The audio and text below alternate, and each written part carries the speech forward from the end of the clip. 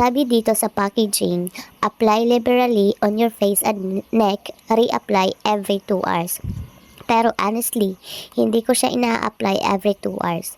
Twice a day lang ako naglalagay. Isa sa umaga tapos after lunch. Okay pa naman siya for me. Hindi siya malagkit at hindi mabigat sa face. Kaya kahit ulit-ulitin, comfortable pa rin. May SPF 50 PA++++. Imagine, 4 na plus na siya. Kaya panalo sa sun protection.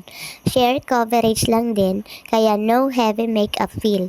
Perfect kung gusto mong fresh lang all day. Hindi KK, hindi oily. Bonus pa, may anti-invisible light protection din.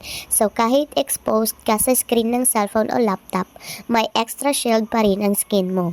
50 grams na siya, kaya matagal-tagal din bago maubos. Super handy rin, kaya sa maliit na pouch, kaya kasya sa maliit na pouch o school bag. Alam mo yun, yung pakiramdam na alam mong protected ang skin mo kahit sa school ka lang. Iba rin ang peace of mind na binibigay ng good sunscreen.